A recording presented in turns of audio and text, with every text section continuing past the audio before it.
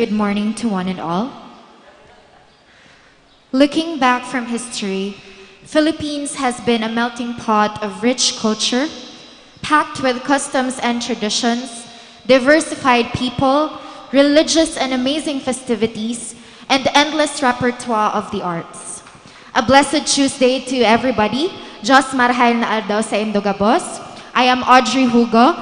I hope all of us are doing well and prepared for this virtual event that would be full of knowledge, as this will be a sort of traveling back in time through the expertise of our speaker for today. Nabua is a place where, historically speaking, where the first mass in the region was held and officiated by Fray Alonso Jimenez.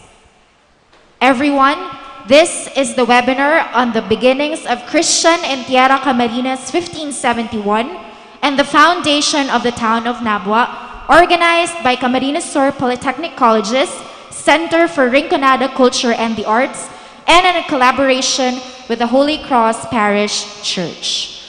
To formally commence our program, let us put ourselves in God's presence for the opening prayer, and for those who are here in our church, please remain standing for the singing of the Philippine National Anthem through this audio-visual presentation.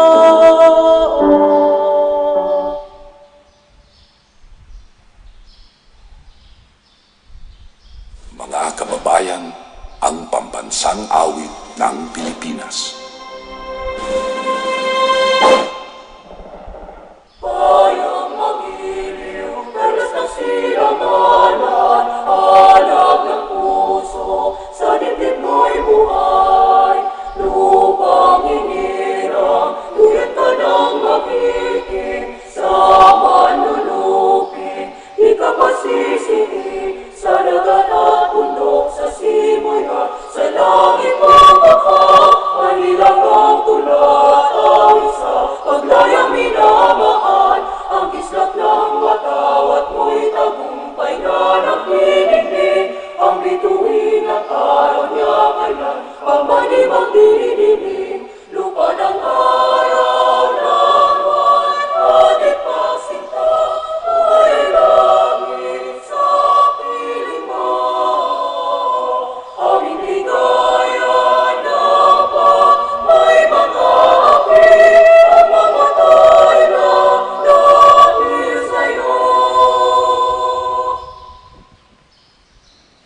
be all seated. We would like to acknowledge the presence of our parish priest, Reverend Father Albert S. Orillo, the parish priest of Holy Cross Parish, Nabua, Camarines Sur, to His Excellency, Most Reverend Rolando J. Tria Terona, OCDDD, the Archbishop of Caceres, and to our SUC President 3 of Camarines Sur Polytechnic Colleges, Dr. Charlito Picada. Today is the 14th of September, and we are all gathered here through the help of technology, Zoom and Facebook Live, to celebrate and get to know more about our town and how great the effect of Roman Catholicism as one of the greatest contributions by the Spaniards. To all of us, Bicolanos and Filipinos as a whole, we shall be meeting one of the most prolific Bicolano historians that will be our main speaker for today. As of now, may we now call on Reverend Father Albert S. Orillo, JCL, the parish priest of our very own parish here in Nabua, for his welcome message. A round of applause, please.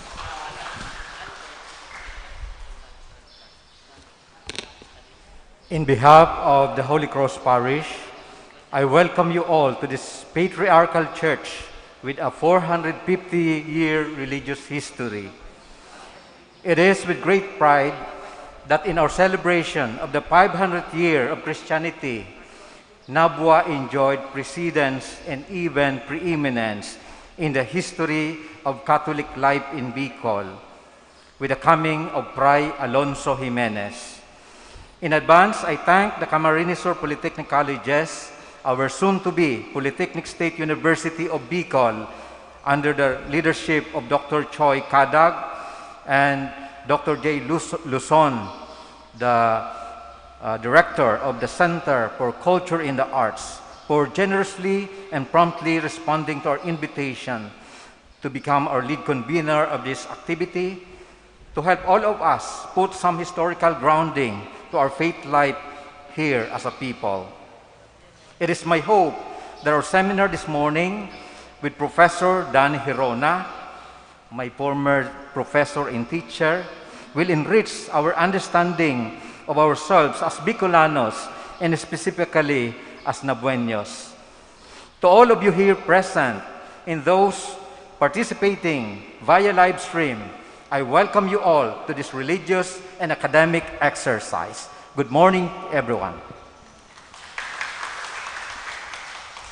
Thank you very much, Father Albert, for your message. At this point, we shall now be listening to the message of His Excellency, Most Reverend Rolando J. Tria Terona, OCDDD, the Archbishop of Caceres.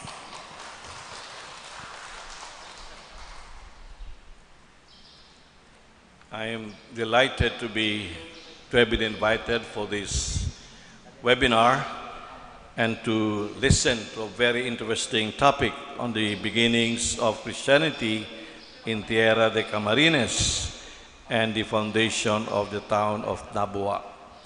The church has always been a promoter and encourager of a sense of history, a sense of culture, and a sense of deep spirituality among the faithful. And that is why events like this really help us deepen not just our faith, but also it connects us with our past and also with our culture. And there are three very important aspects that the church always highlights among his people. We may even say it is a non-negotiable so that we may become holistic Christians, holistic Catholics. And what is that? First, deepening our sense of memory. And sense of memory means sense of history. Unfortunately, nowadays, the new generation seem to have lost the sense of history. No? We are beginning to forget our past. Sabi nila, ang Pilipino raw, we have short memories, and we see that very, very often happening in our lives, as a people. But sense of memory always connects us with the past, so that connecting ourselves with the past, we are enriched, we learn from the past, and then we move forward. Di po ba may kasabihan sa Tagalog, ang di marunong lumingon sa pinanggalingan, hindi makakarating sa paroroonan. No? So, events like this help us enliven our sense of memory, our sense of history. And second, identity. Why do we look at the past? It is to enrich our identity. That is a perennial question. Bata pa ako, high school ako, college ako, isa yan sa mga major questions. Who is a Filipino? Diba? Tanong yan eh. Who is a Filipino? Sabi nila, meron daw tayong part Spanish with our piety and part Americans with our Hollywood, mentality, with our Hollywood mentality. But we have to discover identity, and we should not be shy or even embarrassed to connect even with our indigenous peoples who have lots and lots of things to tell us who we are. But what is important is we should constantly discover and enrich our identity. And finally, of course, our piety. When I say piety, it is not just in the sense of devotion or our pious exercises, but it really means our deep spirituality. And spirituality is our connection with God. It is living under the guia of the Holy Spirit, because it is the Spirit who is a divine motor that pushes us, urges us to move forward in life. Kaya nga, itong sitwasyon natin ng pandemya, we can easily get lost. We can easily be consumed by worry, by all difficulties. But like a good swimmer, we should always keep our heads up above the waters and drawing strength from our memory, from our identity, and our spirituality and piety, we move forward. So I congratulate Father Albert and the PPC and the partners, our partners, for initiating this beautiful webinar. And of course, I'm so happy and delighted indeed to meet once again my dear friend, Dr. Gerona, and I'm sure he would facilitate, help us enrich our memory, our identity, and our spirituality. God bless you. Thank you so much. Thank you very much, Archbishop Gerona. We are equally delighted that you are here present with all of us as well. So at this point, we shall now be listening to the message of our beloved SUC President 3 of the Camarines Sur Polytechnic Colleges, Dr. Charlito P. Cadag.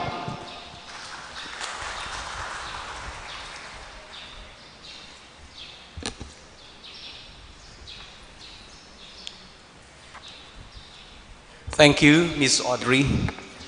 To our beloved and wonderful people of Nabua, His Excellency, Most Reverend Rolando Tria Tirona, OCDD, Archbishop of Caceres, Reverend Father Albert S. Urillo, our very kind and supportive Parish Priest, Dr. Danilo Gerona, our very competent and esteemed resource speaker, to the organizers of this webinar, the CSPC Center for Rinconada Culture and the Arts, under the direction of Dr. J. Luzon and its coordinator, Mr. Dan Randolph Francia, as well as all the participants in today's gathering, my heartfelt greetings.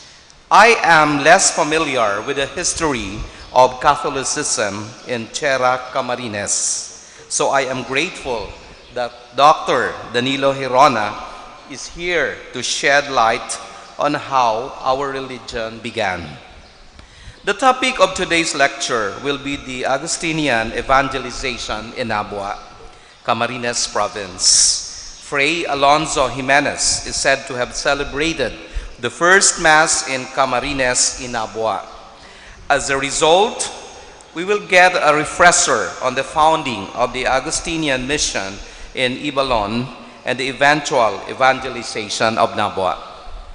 Celebrating and remembering our faith will remind us of the importance of Christianity as an institution in the Philippines. There may be a sense of contradiction and appreciating the religion's overall impact in the country due to the controversies in which it has frequently been involved, both historically and in contemporary society.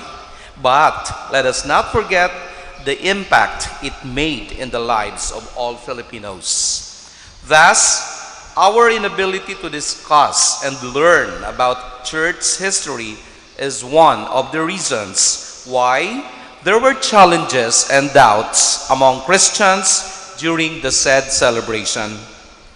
Learning more about Philippine Christianity's history may also provide Christians and clerics with the necessary knowledge and perspective to critically evaluate how they have responded and continue to respond to the call of the times. Christianity's successes over the last half-millennium may have provided inspiration and direction for its leaders and followers, but acknowledging its failures may have provided much-needed humility, as well as a caution against a triumphalist approach to commemoration.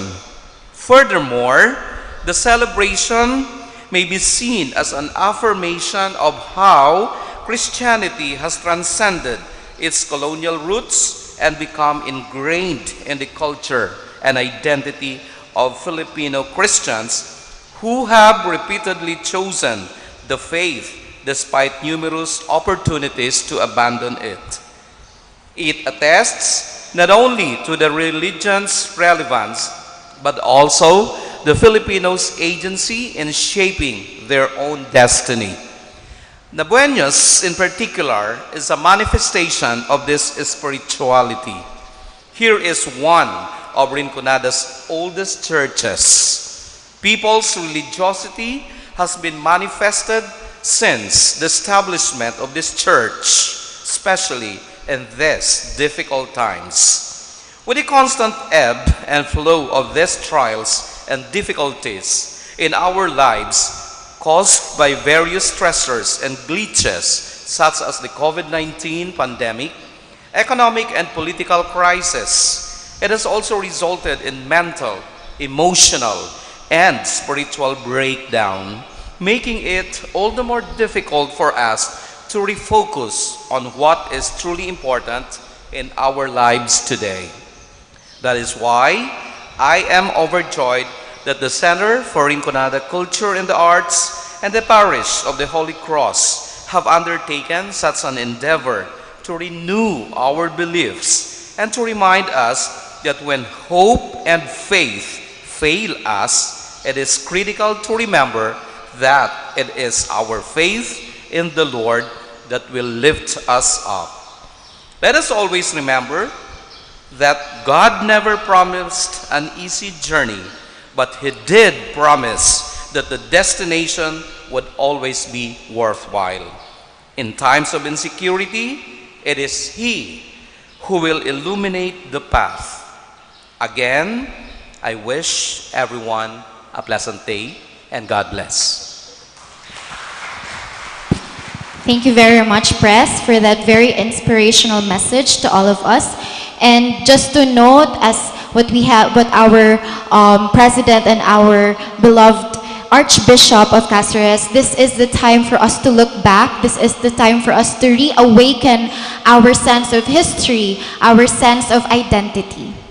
So at this point, prepare to be entertained with an intermission number to be given to us by the CSPC Performing Arts. A round of applause, please.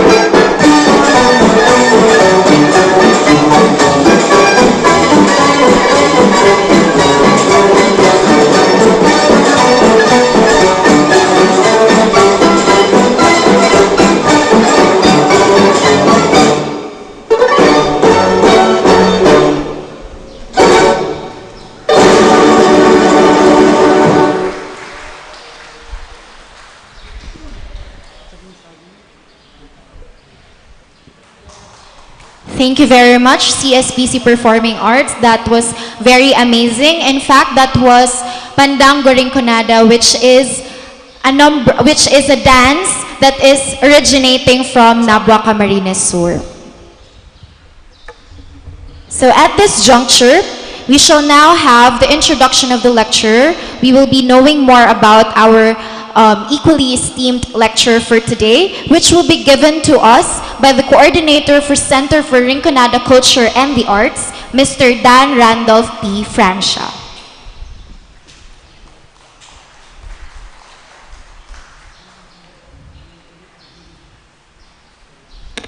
To our illustrious Archbishop of the Archdiocese of Caceres, the Most Reverend Rolando J. Triaterona, OCDDD, Very Reverend Father Albert S. Aurelio, the Parish Priest of the Holy Cross Parish, Nabua, Camarines Sur, to our Reverend Deacon and Reverend Fathers who are present, Dr. Charlito P. Cadag, the SUC President 3 of Camarines Sur Polytechnic Colleges, the soon-to-be Polytechnic State University of Bicol, Dr. J.L. Luzon, the Director of the Center for Rinconada Culture and the Arts, friends, ladies and gentlemen, and to all those who are joining us virtually via Zoom and Facebook Live, good morning. Allow me to introduce to you our venerable lecturer for this morning's webinar. He is specializing in the early Spanish colonial history of the Philippines. He did extensive postgraduate research in various archives in the Philippines and in Europe, particularly in Spain, Portugal, and Italy. He also delivered actual lectures in prestigious gatherings of scholars, such as in the Universidad de Sevilla in Spain and in the Sociedade de Geográfica de Lisboa in Portugal, as well as in a number of webinars organized by various academic and cultural institutions, both in the Philippines and abroad, on various topics in the early Spanish colonial period in the Philippines. As a prolific scholar, he published monographs and books on various topics in local and national histories. The most important of these, the book Ferdinand Magellan Armada de Maluco and the European Discovery of the Philippines, the first fully documented work on the subject written by a Filipino historian, earning for him the recognition as one of the leading scholars on Magellan history. Our lecturer is also the only Asian historian from among the 22 scholars from all over the world invited to write an article included in the recently published commemorative book of Spain's Ministry of Defense for the celebration of the 500 years of the circumnavigation. He is currently the director of the Center for Partido Studies and the newly created Magellan Elcano Studies Center at the Partido State University, Goa, Camarines Sur. My dear friends, join me in welcoming Professor Danilo Madrid Gerona.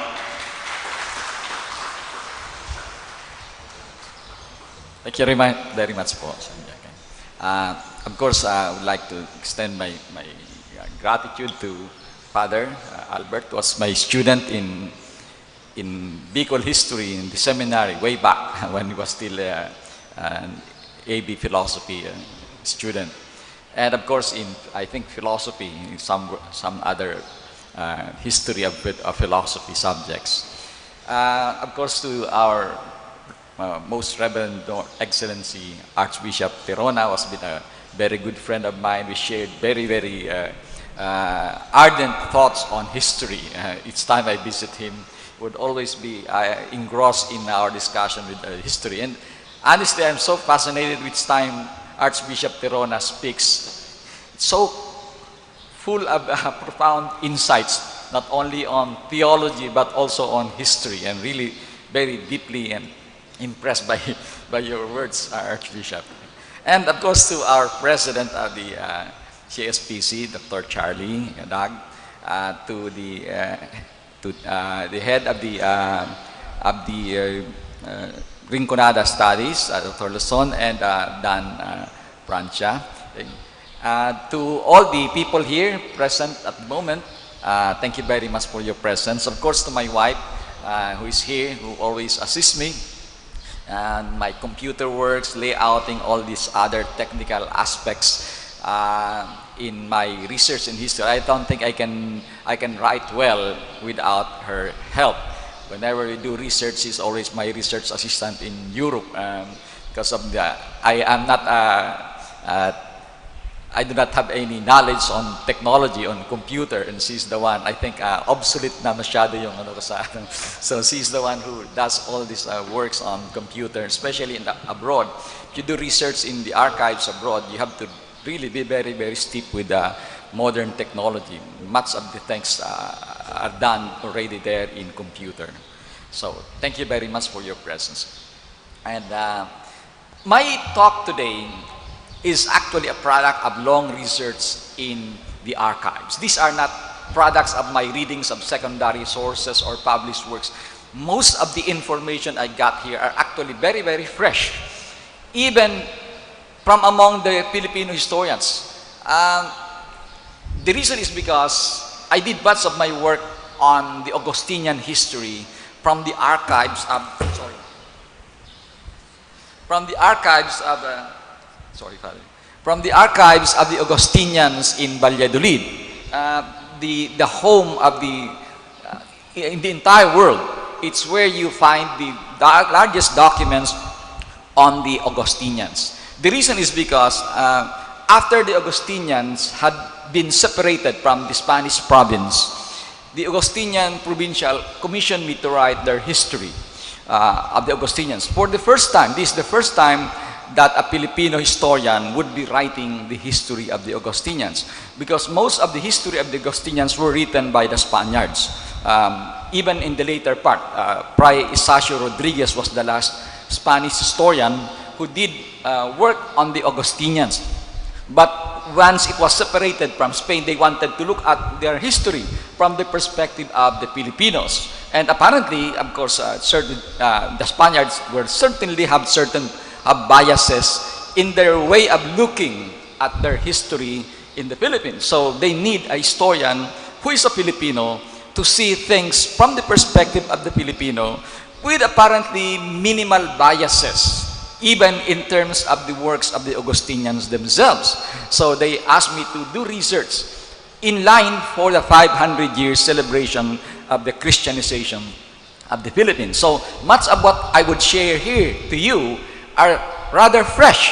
In fact, even Filipino historians are not yet familiar with some of these informations. These are actually fresh from the archives of, in the so-called Archivo de los Padres Agostinos de Filipinas in Valladolid, the APA. One of the reasons, another reasons why I was there to do research was because aside from the commission work by the Augustinians, I was also, it's happened also that I was invited by the Ministry of Defense to meet with the King of Spain. So it's a rare opportunity to be meeting. There are about 50 of us historians all over the world who were invited by the Ministry of Defense of Spain to meet with the King, King Philip VI. And we met in a very interesting place, in the monastery, the Franciscan monastery in Valladolid, where Magellan and King Charles signed the contract for the expedition.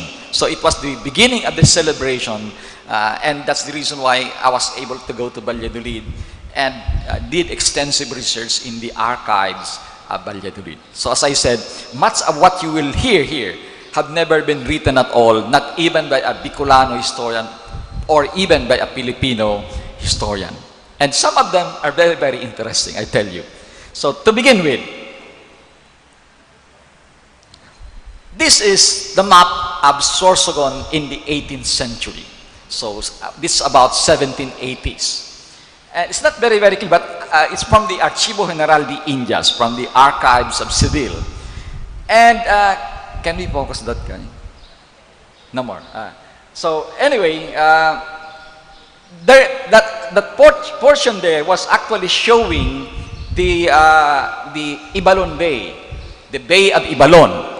The Bay of Ibalon is today the Sorsogon Bay.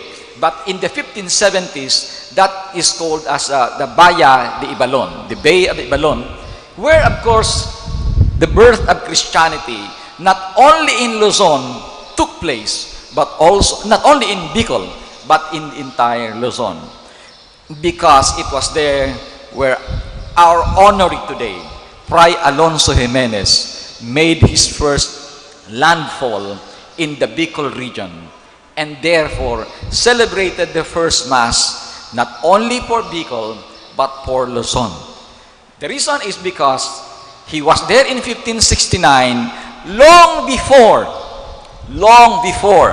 the Spanish conquistadores reached Manila. It would take 2 more years before the Spanish conquistadores would go to Manila, because Legazpi decided to transfer his base from Cebu to Panay and then to Manila. So there was a bay there. Unfortunately, it's quite smaller, but the Bay of Ibalon was the birthplace of Christianity in Bicol and in Luzon. That's why I think 2 years ago, we celebrated that in Sorsogon.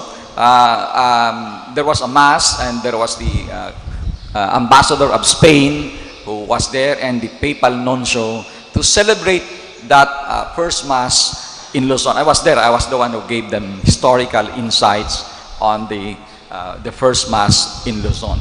So that was the Bay of Ibalon. And since then, Fray Alonso Jimenez established his base for his mission in Luzon, in that area. You might probably ask, why? Why in that remote area would Christianity begin?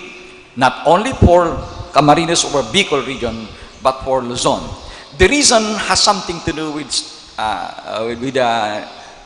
colonial strategy in some way. The reason is because Sorsogon was the entry point of all galleons. All galleons coming from Acapulco to the Philippines would always pass through the San Bernardino Strait. The reason is because this is the shortest route to go to Manila. From San Bernardino Strait, the galleon would pass from Marianas, from Guam, proceed directly for about 5 days.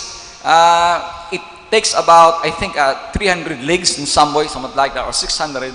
And then it takes about 3 to 6 days, depending on the so-called Bendabal or the Brisas. That's how the early navigators would determine the route and the journey, depending on which wind is blowing. If it is, for example, the Bendabal is actually blowing from April to October. It is the southwest wind. So if you are a historian on navigation, on coming to the Philippines, you have to understand this climatological information.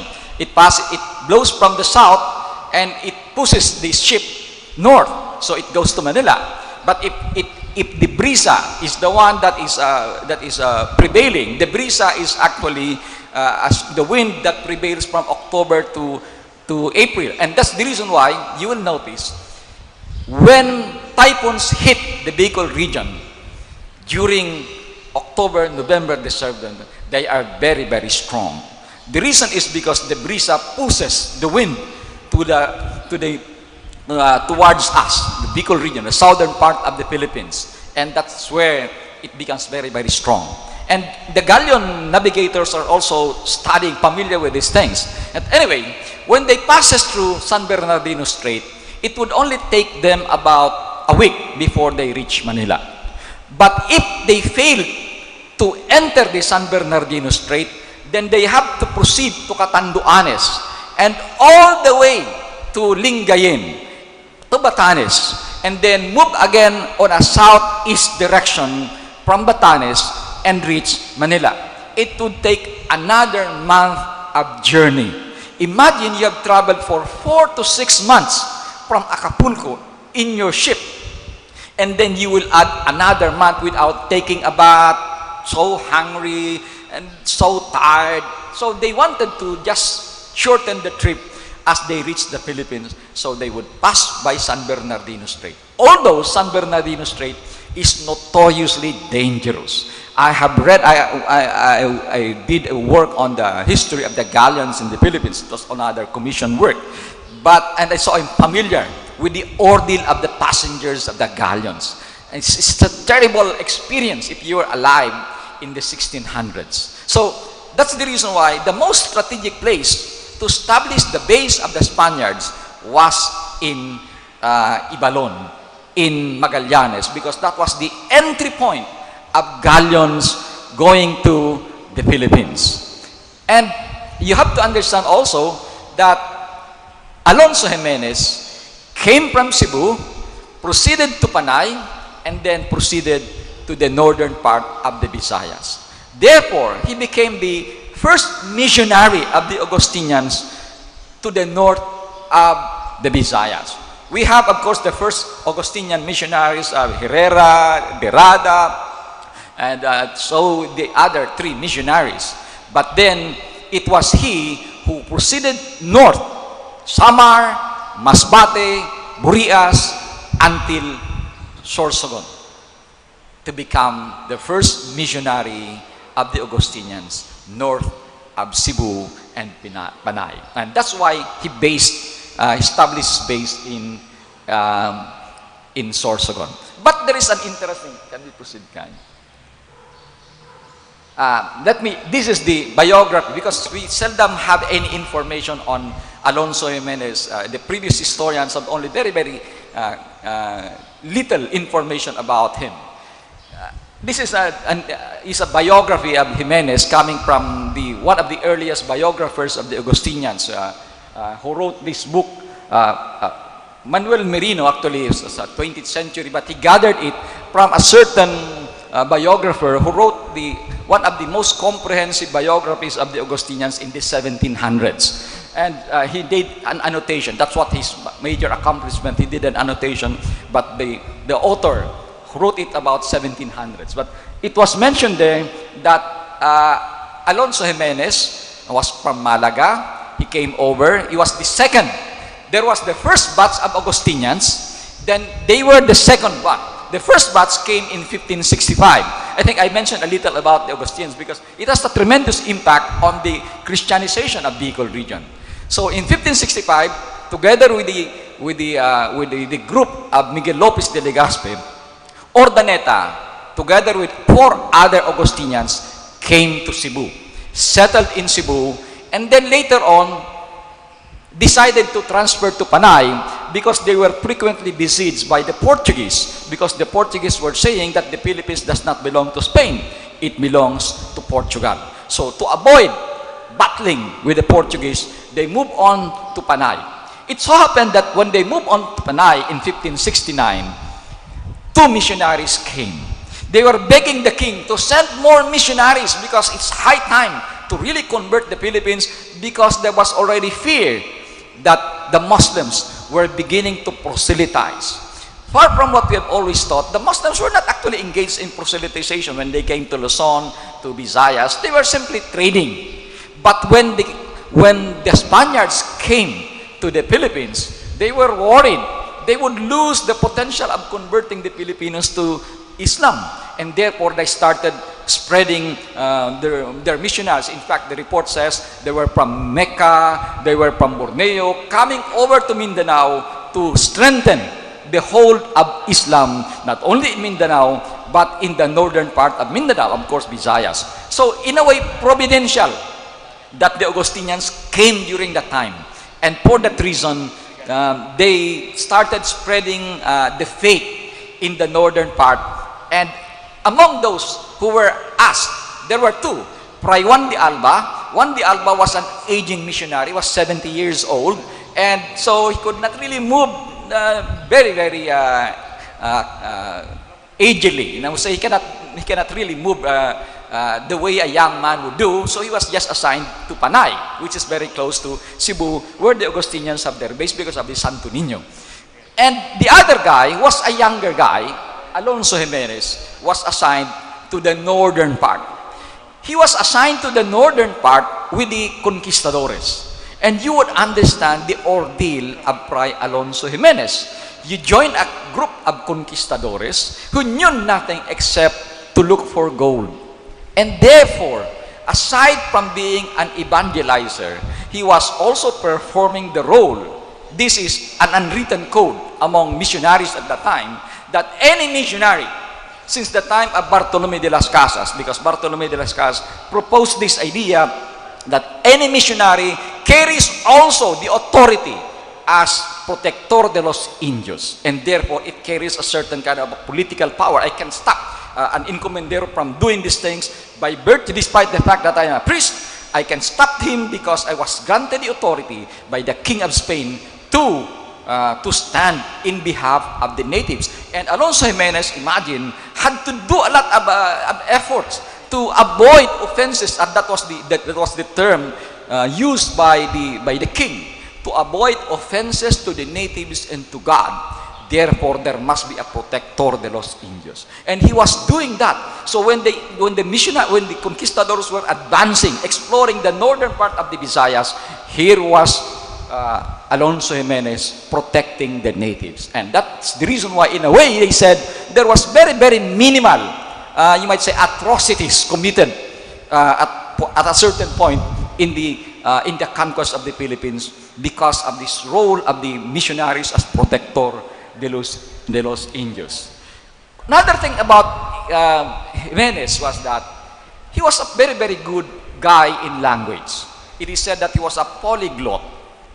He could speak several languages, and he could easily understand languages even if he was new in the place. And in fact, when he came to the Bicol region, it is said that he composed the Catecismo de la Doctrina Cristiana in Bicol in few months' time that he had been here.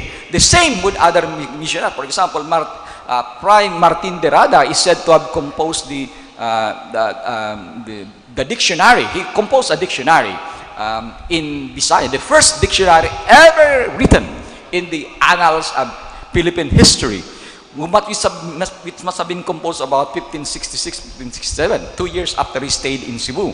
And unfortunately, it was lost. We do not have, but a certain missionary who had been there about 20 years after it was written, he said, I still saw that dictionary, Fray Juan Grijalba. He said, I have seen that dictionary. It's a very, very interesting dictionary, but it was never published. The reason is because the church, Bishop Domingo de Salazar, issued a decree at the time that you cannot publish a dictionary or a grammar book without the imprimatur of a bishop.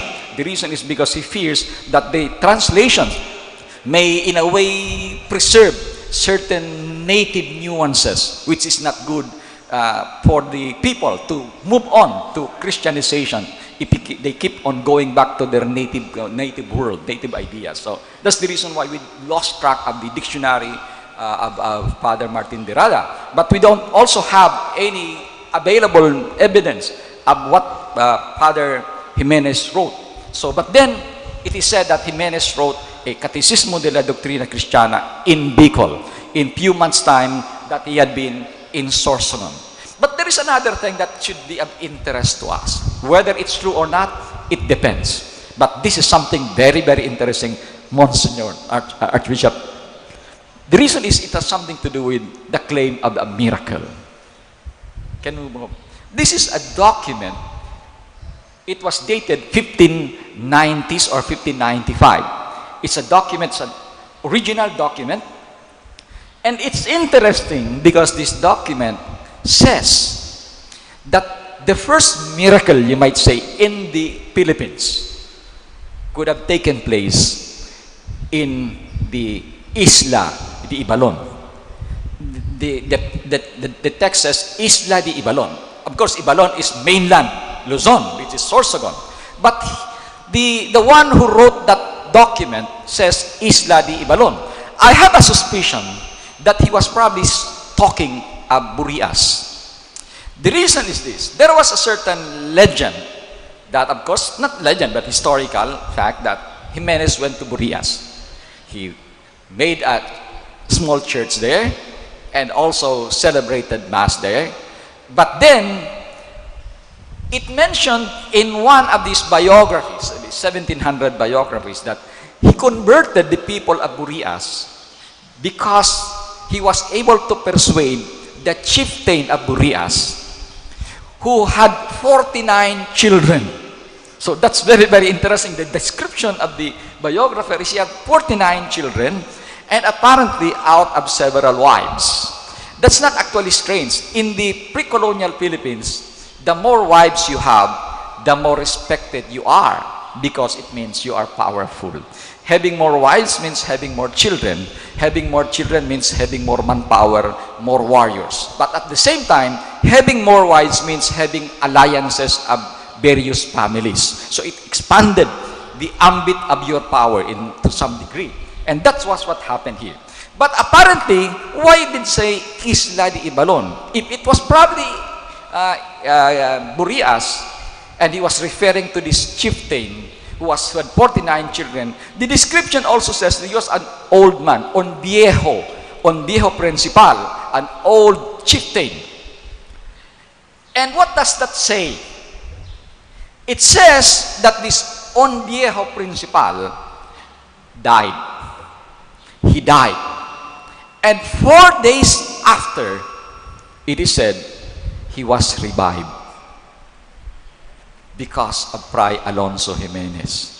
According to the description, the family of this chieftain were already gathered to perform their, what they call the traditional usansa, the traditional ways of mourning. In the pre-colonial era, they don't immediately bury the dead. They generally keep the dead for about 4 days or even probably a week, depending on the wealth of the deceased. And so they perform rituals. They perform banquet. Instead of mourning, actually crying, there were a group of people who cried. They called them the para-arang. Today in Bicol we say arang is to pray. But in the pre-colonial Bicol, para-arang is a group of women who weep, but at the same time they sing the songs of the biography of the chieftain. So it's several days. It's just like actually the Passion emerged out of that tradition.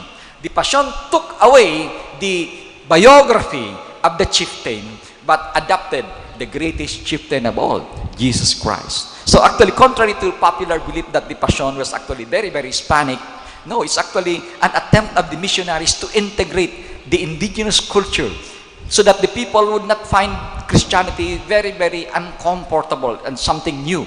So they adapted it using whatever traditional beliefs and practices that may not be diametrically opposed to Christianity. And that's the reason why they performed this arang. And while the para-arang were already weeping and chanting the biography of the chieftain for 4 days, it is said that this chieftain was restored to life through the prayers of Fray Alonso Jimenez. So it was documented, and several people who went to Manila attested to having seen this particular phenomenon. And in my case, after going through the bundles of documents on the Augustinians, this was the first recorded miracle in the Philippines, apparently here in Bicol. The next, as they claimed, was of course on Diego de Herrera's supposedly miracle, in which the place in Catanduanes where he was buried, there was a spring, clear spring that emanated out of the place where traditionally it was Herrera's burial. I do not really know about this, but I know the biography of Herrera, and again, Herrera was the first martyr in the annals of the church history in the Philippines. He was martyred in Catanduanes. There is no question, it's well documented. So I think Bicol played a very, very crucial role in the development of Christianity in the Philippines, whether we believe it or not, but at least there are certain evidences suggesting they are so. No. So anyway, after that of Sorsogon, whether it was in Ibalon, in Burias, or in mainland Sorsogon, he proceeded to Camarines region. So the expedition, because he was only a member of that expedition. It was not yet a certain kind of a really missionary enterprise where they would settle in a certain place. He was joining the expedition, exploring these other parts of the Bicol region. The reason is because the chieftain of Leyte informed the head of the expedition that there was so much gold, so much resources in Ibalon. In fact, in the Magellan expedition, when the crew of the expedition asked the people of Cebu, Sol, so this is the first time that we have a glimpse of the early places in Bicol as recorded in the documents of the Spaniards. Okay. This is a map of the Bicol Peninsula in the 19th century. Unfortunately, it's quite small, but then it gave you an idea that that is the Bahia de San Miguel.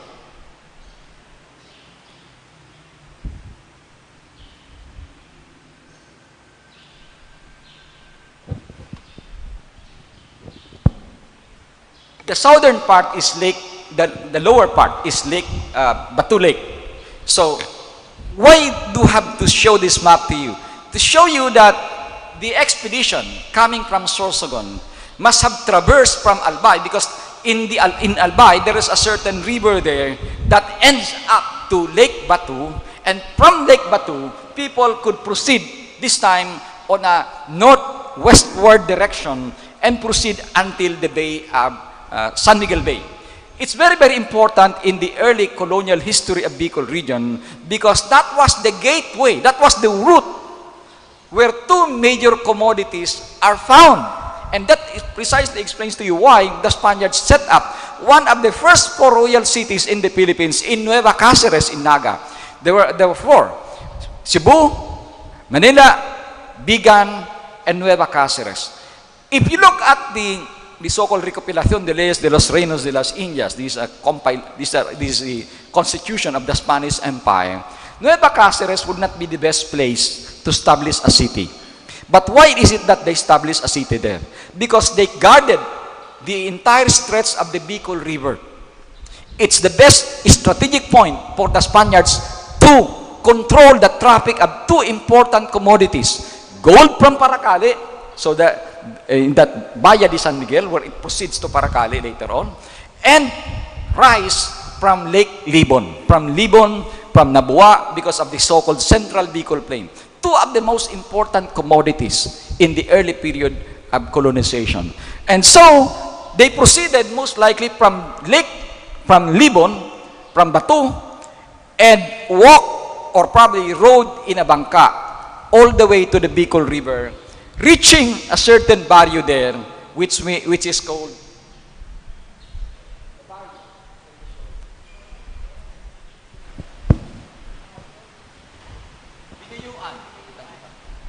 Thank you, Father. There is Barrio Binuyuan, which today I don't think we still have that. We have Santo Domingo, but Binuyuan is no longer mentioned.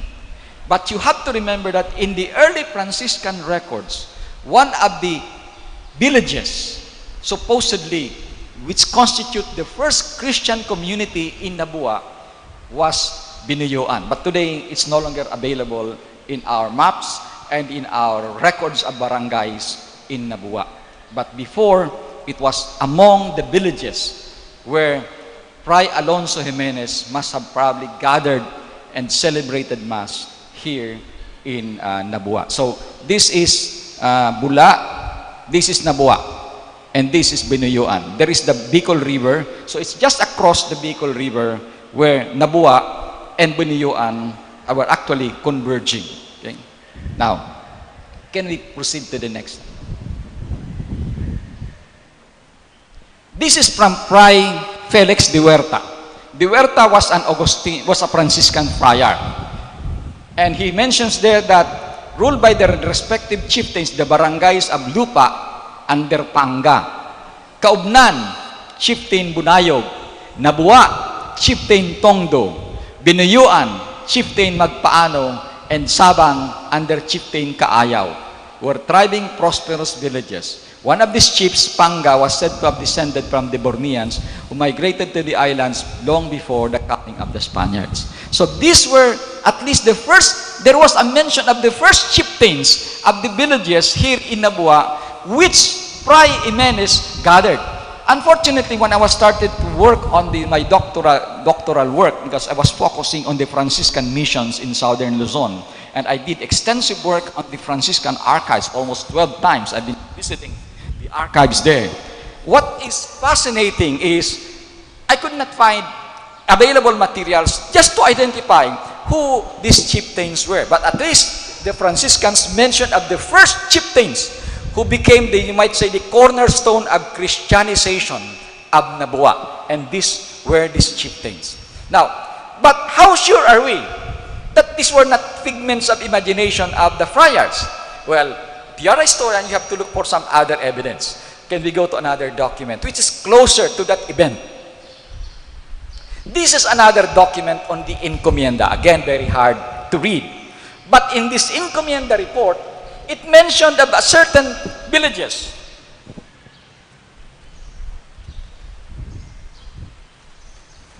There were certain villages here mentioned in the document. It says here, Libon. It says here, Nabua. If you look at it, this is 1572, a year after we celebrate, you might say, the coming and the celebration of the Mass in Nabua. It was Nabua. It mentions here Lupa, Sabang, Ilaga or Iraga. So this is an incontrovertible evidence that indeed something happened in Nabua in 1571, because all these mentions of villages and of these chieftains mentioned by Fray Felix de Huerta, this time no longer not an Augustinian but a Franciscan, indicated that there must be certain evidences that a Mass happened here in 1571. And in 1572, they were already reduced or converted to, or converted, the villages were already converted to encomiendas or Christian settlements. Can you go? Okay, so we do not have other materials on this, because I just only presented to you the original manuscripts to support the claim that indeed Nabua was among the earliest settlements established by the Augustinians. But you might probably ask, what happened? Why is it that the Augustinians did not stay in Bicol, did not stay in Nabua? The reason is because in 1578, the Franciscans arrived. And the Augustinian provincial realized that they wanted to concentrate their forces on certain areas in which the men would have certain kind of an expertise in terms of language. You have to understand that in the early years of Christianization, language matters so much.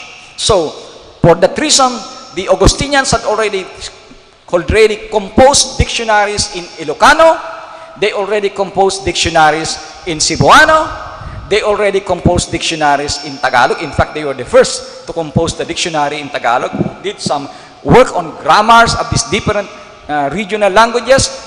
So they realized they would focus on these territories.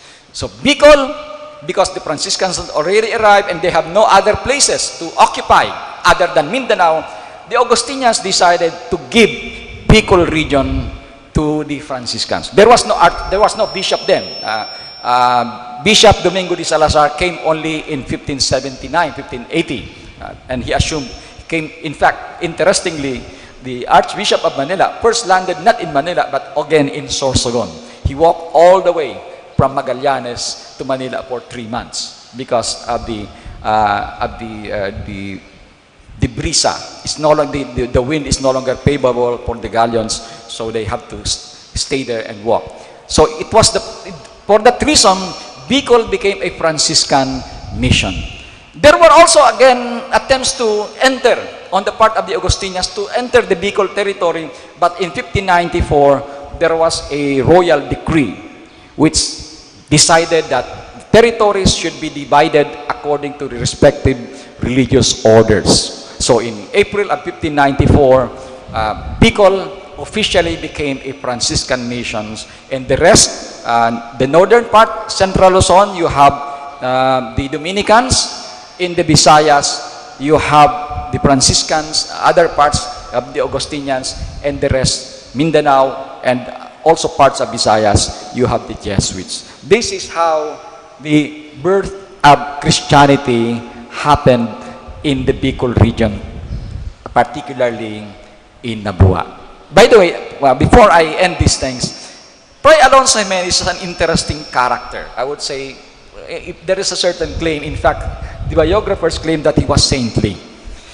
How old was he? There were no biographies that mentioned of his age. But interestingly, I got a document. It was actually sent to me just during this pandemic by my friend who was the head of the Archivo General de Indias. Because I was fascinated. I was working on a certain paper about witchcraft, the history of witchcraft in the Philippines. And what is interesting is there was a reference of a document dated 1577 in Cebu, where there were reports of witchcraft committed on the Spanish residents of Cebu. According to the document, they became crazy because it was a couple of Spaniards by the name of Villalobos who became crazy because one of their native domestic helper actually did perform a sort of a ritual which is supposedly witchcraft. And so it was, upon discovery of this, it was turned over to the care of the Inquisition. There was actually, Archbishop knows about these things, that the Inquisition was not actually implemented in the Philippines. Because the reason is because the Filipinos were actually spiritual infants. That's the justification. So he said, you cannot impose this kind of a policy on the people who are just very, very young, tender in their thoughts about Christianity. So you forgive them. But not in South America, because there were empires there, and these supposedly were very, very civilized people, but not the Filipinos. So they did not implement the Inquisition here. But initially, there was a certain measure to implement it in the early days of the Augustinians, especially in Cebu, because of the discovery of witchcraft being practiced by the natives there. So there was a certain interrogation. And one of those interrogated was a young boy, supposedly 8 or 15 years old. This is connected to Fray Alonso Jimenez. This young boy was actually the nephew of Fray Alonso Jimenez. He was sent over to the Philippines from Mexico because his father died already. So the mother could not take care of the two kids. So they went over to the Philippines to be taken care of by Fray Alonso Jimenez. So Alonso Jimenez took them over, brought them to the monastery in Cebu, and they were living there for quite a while. But this guy eventually was supposedly seduced by this domestic helper of the Spaniards by the name of Ginapas. And so this Ginapas, for whatever reason, put something in the food of this person and bewitched the person, and it is said that this person died. So this person died, but after several hours, he was revived. He was restored to life. And he was asked by the Augustinians, what happened to you? And said, I died. And did you have any experience? He said, yes. What happened? I went to another place. I traveled. And he said, I went to most probably heaven because I saw the Father, I saw the Virgin Mary, I saw Jesus Christ there. And it's a very, very nice place. And where else? I went to the hell. And said, oh, what did you say in hell? Oh, I saw the Governor General sitting there. So he was, because of that, the Governor General was very, very mad at him. Apparently, the Governor General at that time, Francisco de Sande, was notorious in the eyes of the religious orders. He said, this guy does not go to church, he does not attend mass, he mocked the church, he whenever we are having certain rites, he would stay there and enjoy his life in his house without really taking care of his religious life. So probably it sounds like that. And in a way, I would like to connect that also with the chieftain Burias, because the chieftain Burias says that when he was interrogated by the authorities in Manila, he said, "What happened to you?" He said, "I also traveled. I went to another place, and it appears that the place, I haven't seen anyone familiar." He said, "Why?"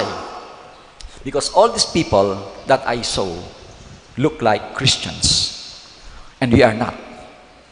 Therefore," as if he were saying that only Christians would go there. So we have to be converted to the Catholic faith, to the faith. But definitely, there's no question about this. Fray Jimenez was a very, very pious man. He died very young. And by the way, he was only 30 years old when he came to the Philippines, and he probably stayed here for about 6-7 years.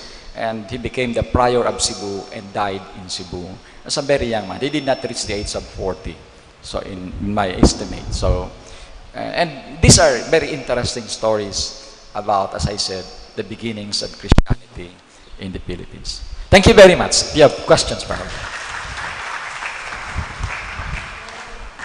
We shall now have the open forum. Please introduce yourself first, ma'am. Then you may go ahead with your question. Good afternoon. Peace to everyone. I just want to find out about if you know anything about during 1641, during the on Nuestra Señora Angustia, that was during the volcano eruption in Iriga, 1641, and there was a Virgin Mary originally that was left over there in the mountain. This was Spanish time, 1641. Yeah.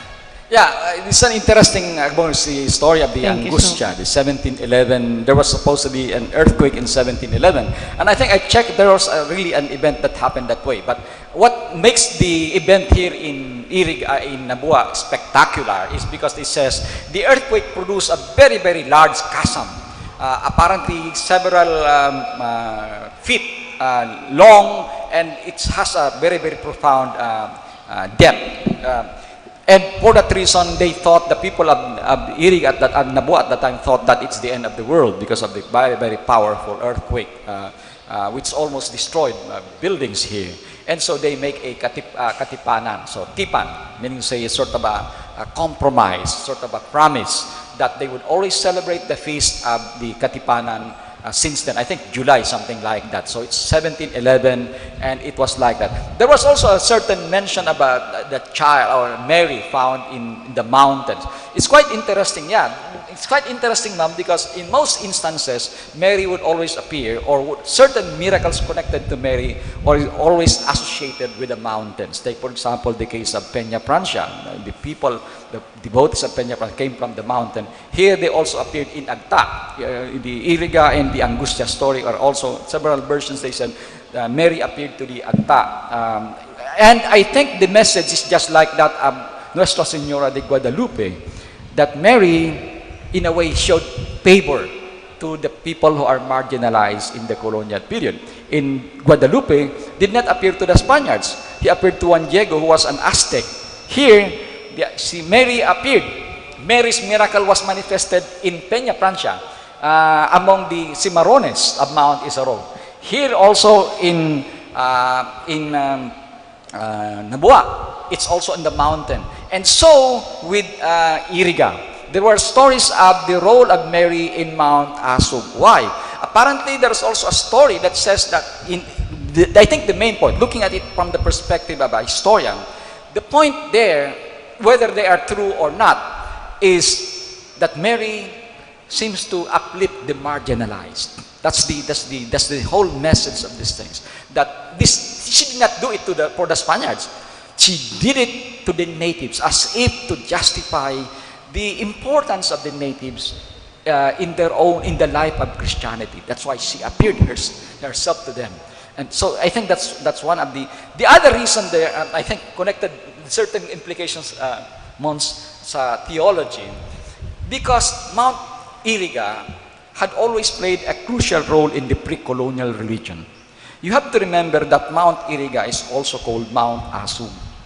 Asug in the pre-colonial religion was actually a priest. There were two kinds of priests in the pre-colonial religion. In Tagalog, the woman priest is called Katulunan. In the Visayas, they call it Babaylan. In Bicol, they call it Balyana. But there is another kind of priest, the Asug. The Asug is a male. He is a hermaphrodite, meaning to say, generally, the physical characteristic of the Asug is if he has two genital organs, that of a male and that of a female. And for them, the Asug is of a higher class of priesthood because apparently in the minds of the natives, if God can create a man and a woman, therefore the representative of God should embody that in their body, that they have the genital organ of a male and a female. So the Asug is regarded as a much higher priest than the Babaylan or the Katulunan. And the Asug is actually known not only in Bicol, but in the Visayas. They use the same term, Asug.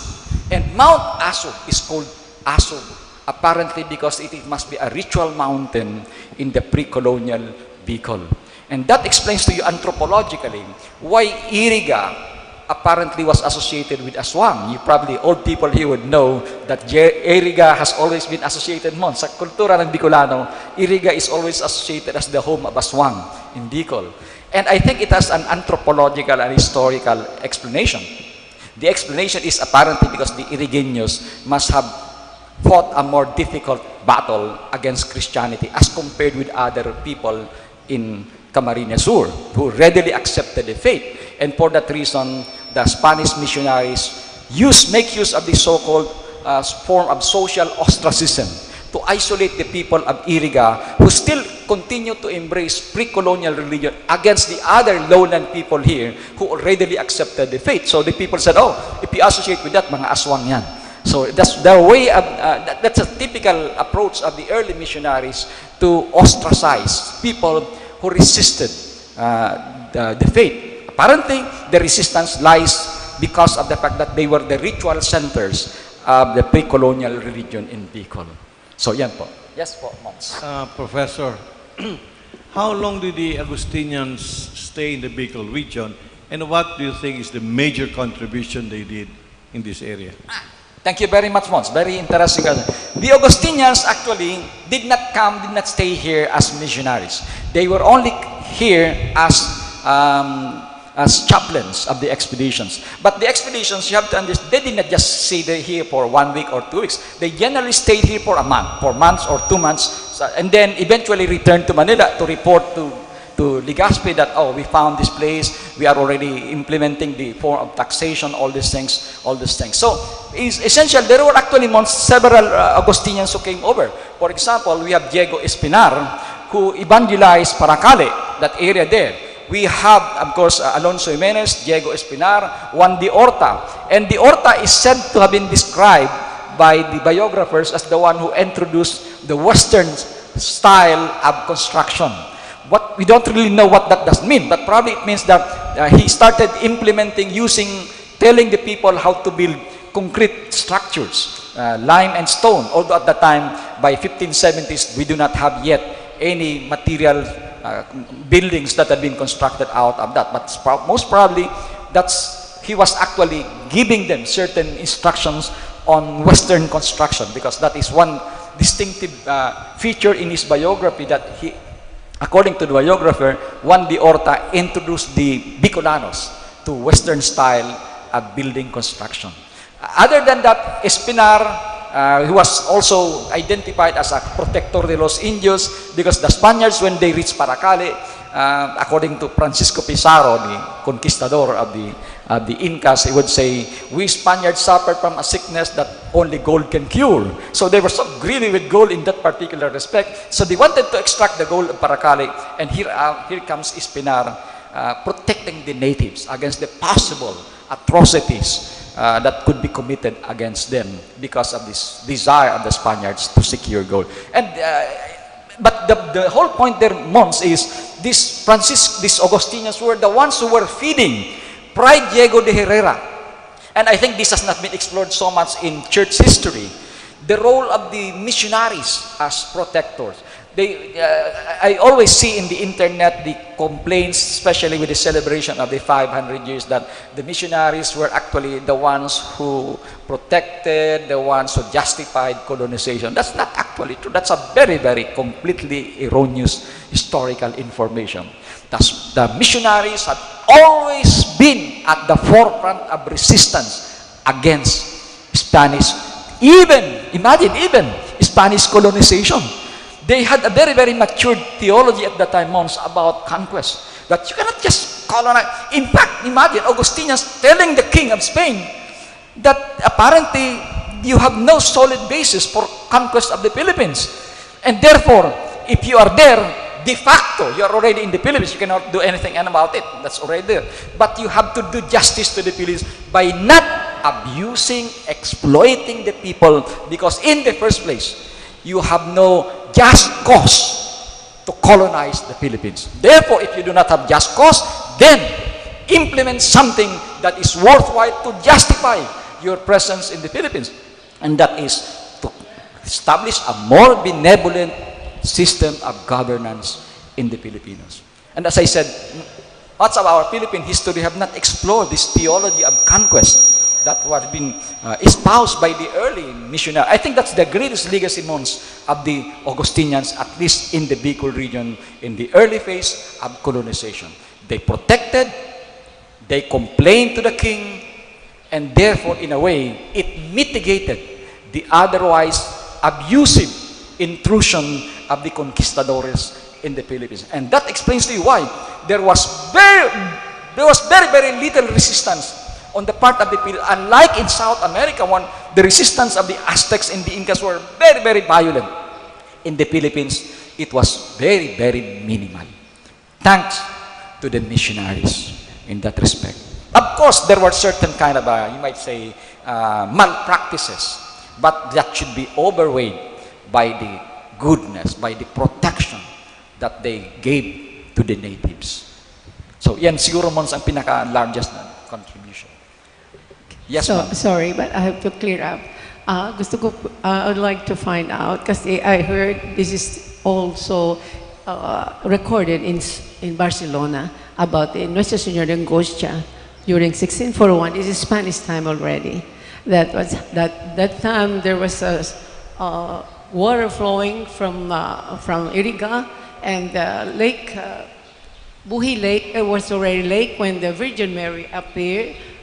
This is an original statue that was in the mountain, and two, they call it Agta, three of them saw the Virgin Mary is so bright with a little baby. So the priest, they went to the priest and they don't want to listen to them actually, but afterwards they told them that if this is not true, you will be punished until death. So anyway, the priest came over with them to the mountain, and they saw the Virgin Mary with a baby.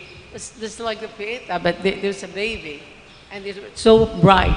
And they right away, the priest actually recognized the Virgin Mary. It's a Virgin Mary. So they said, they called the place in Orogan, and they said, Nuestra Señora de Angostia. Yeah. So they tried to lift the statue, but it was so heavy. But there was a lady here in Nabua that had a dream that the Virgin Mary, if they will be the one to pick it up, they can pick up the Virgin Mary. So this lady, Maria Dia, went to the priest and had a confession, and the priest here went there, and they promised that after 2 days after the fiesta of Santa Cruz, they'll celebrate the fiesta of Nuestra Señora de Angostia. So when they lifted, it was so light. And when they passed by the church, and the people there wanted to, church in Iriga, they wanted to take them inside. But there was a storm and different weather. So the people didn't put the Virgin Mary, they didn't take the Virgin inside the church. Yeah. So they came over That's to right. the Philippines, the Nabua actually. Yeah. So Yeah. beautiful. Yeah, actually, I read I that, just ma'am. want to find out if you know Yeah, that I read- it's still recorded. I heard Yes, in ma'am. Barcelona. Yeah. Thank I you read very that, much. ma'am, from the Quaderno only. So there's no official documentation. And I don't want really to expound on that unless we have a solid evidence on the primary documents, because it might create a lot of it, might only spread more fiction or myth and like that. So as a historian, I think I have to anchor my judgment on solid evidence, just like lawyers have to have the only document I have that is documented is the report of Fray Francisco de Santa Ines. He was the provincial of the Augustinians, which mentioned about a miracle here in Nabua. This is a miracle which antedated the 1711 event. And there were actually several witnesses. I saw the transcription of the document from the AFIO, the Archivo Franciscano Ibero Oriental. And it says there that there was the Virgin Mary was actually shedding tears. Yun ang sinasabi na nagluha ang Birhen Maria digdi sa simbahan, and several natives of this place testified having seen it. Nahiling daan nila nagtuturo ang luha sa mata ni Birhen Maria digdi sa laog ng simbahan na iniyo. And that is a documented account. And in fact, it was signed by the provincial of the Franciscans, si Fray Francisco de Santa Ines. And that's the only document I have mentioning specifically a miracle attested to by several personalities who had seen it. Sabi na nahiling daan ninda. Yes, Mons. Mons. I have a question. Professor, which came first in Nabua? The formation of the town or the Christianization? Very interesting question, ma'am. It's a very, very precise question. Generally, in the early years, from 1569 to about 1600s, because this is the first 50 years of the Augustinians, generally Christianization takes place first. It would take probably another by about 1600s when the so-called bureaucratic policies on the creation of towns take place. You have to understand that unlike what we have read in history, when it's so easy that priest goes there, creates the town. No. It takes certain kind of layers, because you have to understand Spain is a very, very bureaucratic empire. You have to send everything to Spain. Even Manila. Today Manila is celebrating 450th year because the claim that the 1571 report. But actually I said that's not true. I don't want to antagonize the people of Manila or Mayor Isko Moreno, but historically, for historical reasons, that's not true.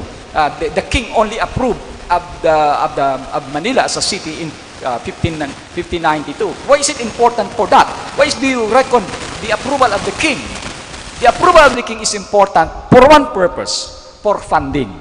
If the king does not approve the creation of a particular place as a city or as a town, then you don't have legitimate source of what they call merced, or grants. So, the king has to approve it so that legitimate ang existence ng isang locality, and therefore funds could be channeled to that place. But then they can celebrate the foundation. There's no problem about that. But as I said, for historical purposes, a town, a city can only be made officially a city or a town if it was approved by the king for purposes of funding. So, pero digdimam sa this is official. I think the first thing that comes here is this is a this is a Christian settlement at first. The reason why we do not have an official declaration on that, again, it has something to do with a very, very complex history. The reason is because there was still no provincial council held by the Augustinians when Alonso Jimenez came here. A certain locality becomes only a part of the church, of the pueblos, or of the missions of the Augustinians once the council, the provincial council, the so-called capítulos, convene themselves and make an official decision that this place will become part of our mission. There was no such because there was no capítulo yet. So it came much earlier, ang Nabua. But then later on we know it informally laid the foundation for being a town. But a town is a separate case because, as I said, it requires a certain approval from the king, which is the civil authority. Here we have only the church that is responsible for that. But I think it's okay. Sa follow-up po. Yes, ma'am. This year, we are celebrating 450th year of celebrating the Mass. That means the Christianization. Yeah. But while our town is celebrating the 452nd, so I think there is a disconnect. Yeah. You said that yung Christianity muna, then follows the town. Yeah. But here, it appears that the town came first before the Christianization, because the foundation, we celebrated the 452nd foundation of Nabua, while our church is celebrating 450th. Yeah. So, 2 years ahead pala ang town before that town was Christianized. Yeah. Actually, I was the one who gave that because it was based on a certain report in July. The report is written several years after. But then, in as much as there is a need for a certain kind of a basis for a date or a month, so it was taken as such. So in a way, it mentioned something earlier, pero it was written a few years after, because after they returned from this particular place. But then, why is it that parang late itong simbahan? Well, we actually, when we say here 1571, and it says 1570 at the time, because the estimate is in 1569, the conquistadores had traveled from Sorsogon to this area. So it could take probably several months. So they said, okay, 1570, we'll celebrate that as such. Because the report says 1570, they were traveling already towards that particular area. But here, we celebrated, I think, 1571 because of the fact that it's more of, as I said, conjectures. We do not have exact data. But it's safer also to say 1571 would be the best way. I think the other reason is because we are also celebrating the 500 years of Christianization. Although, in reality, Sorsogon, remember, ma'am, celebrated it 3 years ago, 1569. So, within that particular time frame, it's okay. That's the reason why the National Historical Commission of the Philippines does not interfere on the celebration of local towns unless it's a national event. The reason is because they said they can also use that to propel certain pride. As long as there is a certain little basis historically that they are not distorting history, that's okay. So if you say a little bit earlier or a little bit closer, because we do not have precise years to can celebrate to say, okay, this is it. But then, para sa kuya, historically, that's a valid celebration.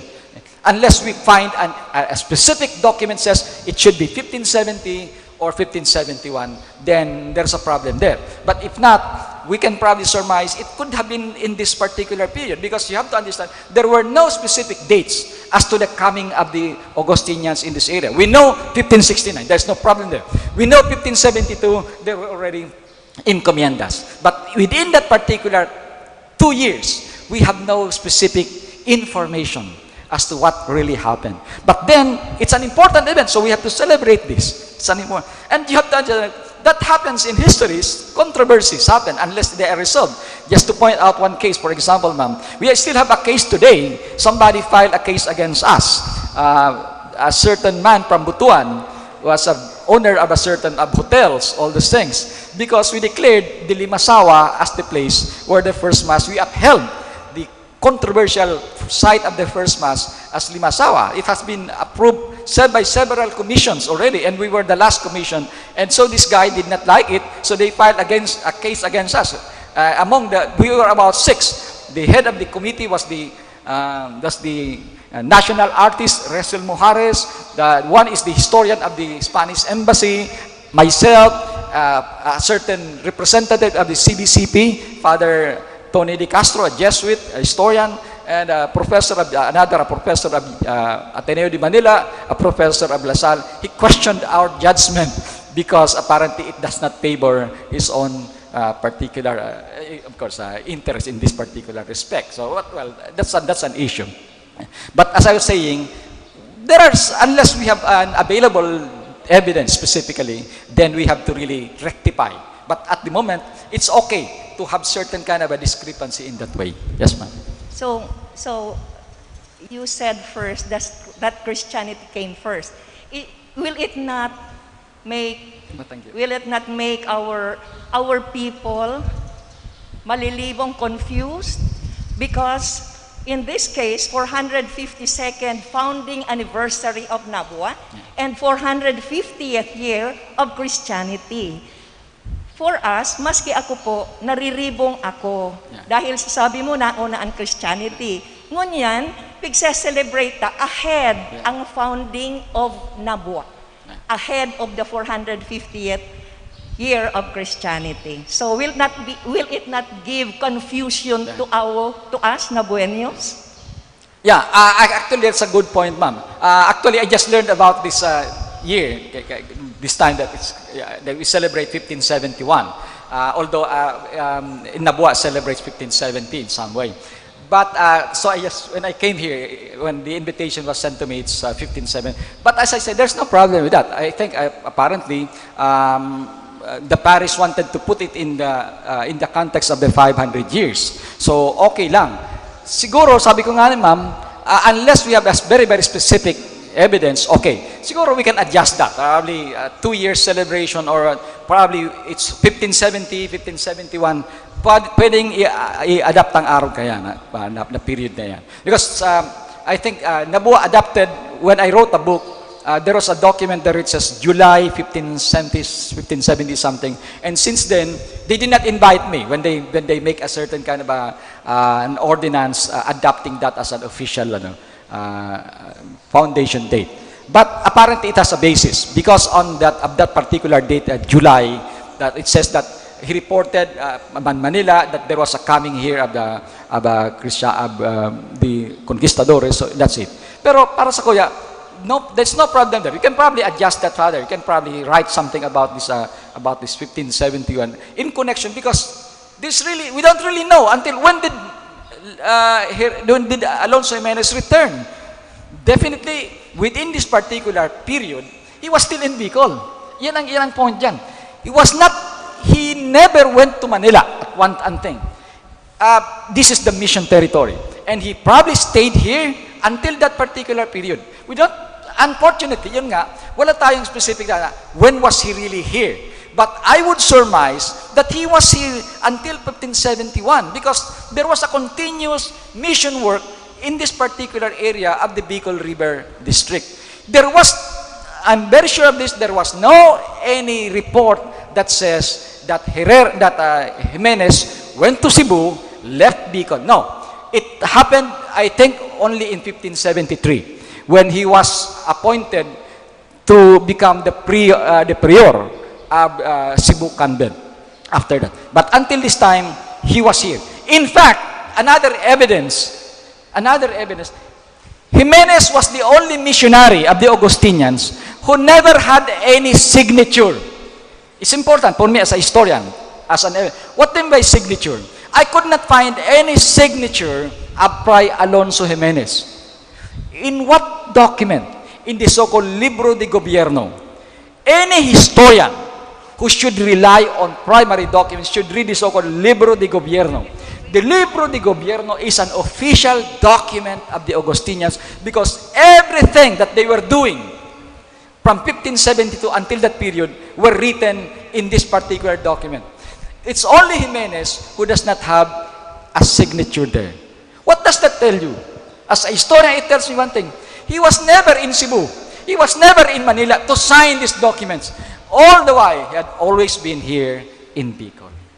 Kaya, in that particular respect, ma'am, I think valid to that particular, although it might create certain kind of a confusion, 70 then 71, but it can be justified. It's not a controversial issue historically. You have, as I said, because of the absence of any specific dates in that particular period, it could have happened that way. It could have happened that probably Jimenez has converted in that has been active in 1571. But 1570, there was still conflict.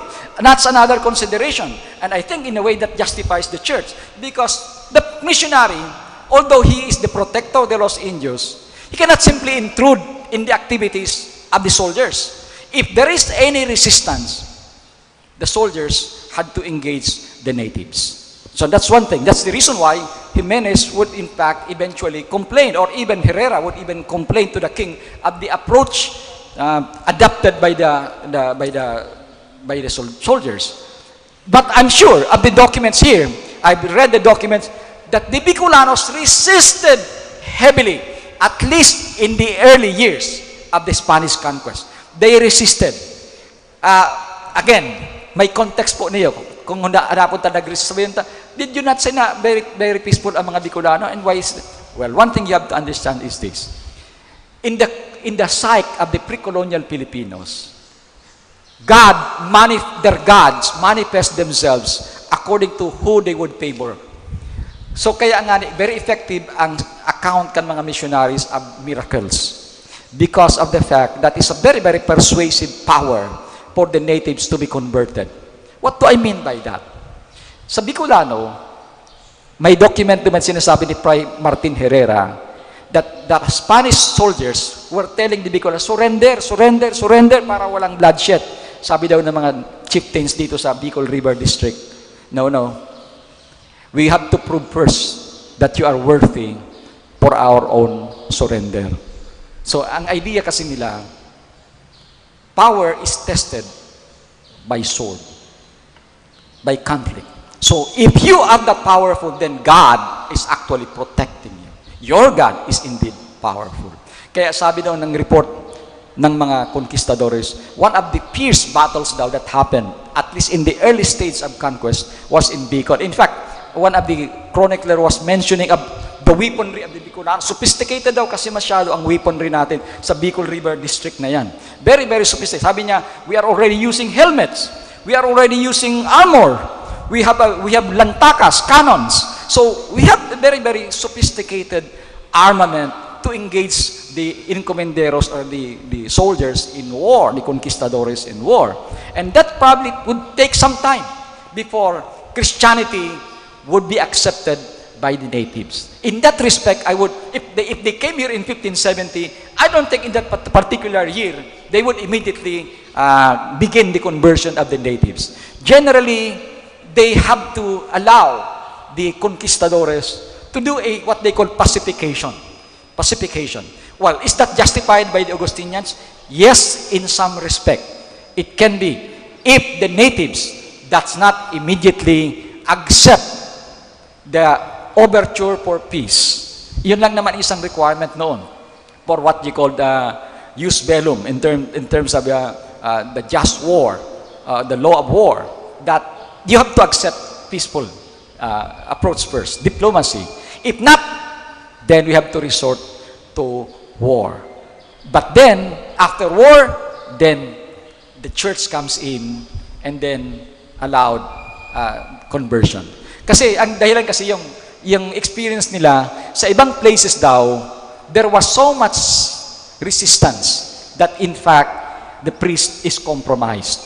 I have seen a lot of documents where priests were dying because they intrude in a territory where the people did not accept first the power of the sword. Sa Ilocos, maraming cases niyan sa Sambal. They were documented that the missionaries were killed outright because, of course, the missionaries did not care about their life. They say, oh yeah, we are there to serve God. But then, eventually it compromised their lives because the natives simply killed them because they could not understand who are these people. They look like this, they have the robe, they have this kind of appearance, but then they cannot understand the substance of the character of the missionaries. So I hope it clarifies, ma'am. So I don't see any much problem with that, unless I think it has to be explained in some way. Yes, sir. Yes, sir. Good morning. I think it's worth to mention that the July 28 celebration in Nabua is not coincide with the foundation of Nabua itself, because that July 28 is been celebrated in the year 1578, and not 1711, and not 1571. Because 1571, as based on your lecture, is the arrival of the Augustinian here in Nabua, and the date which you have mentioned, July 28, which is the celebration of the town of Nabua as foundation anniversary, is the Tipan of Nabua, of Nabueños. So very different. Mga 300 years ang pagitan niyan, sir. Kasi itong ano is 1711, yung July 28. So I think it's very worth to mention that things. Kasi ako, sir, nalilito ako. And based on the question of Ma'am Beth Largosa, which come first, the civilization or the Christianity, how come that there were already a chieftain in Binuyuan, in Barangay Santo Domingo? Isn't it that when a certain area already has this chieftain, meaning that area is already organized, there was already a civilization. That's why what I am thinking is that probably civilization came first because there were already a chieftain there in Binuyuan, Santo Domingo. Number two,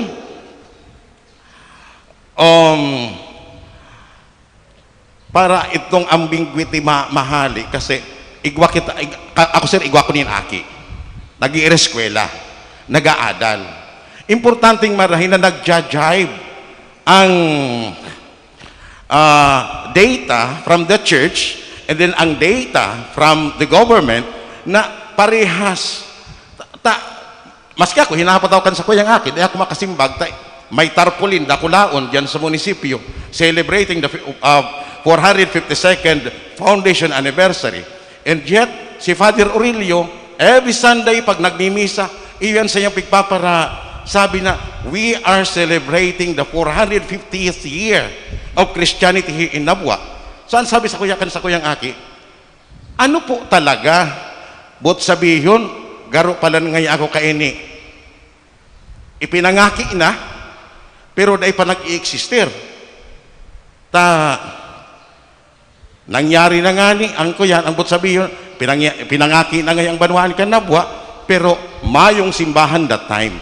So kaya pagmati ko, iyan ang pinaka-importante na mag-jive ang gabos. That's why I'm so very thankful na igwa po kita ninarog kaining activity.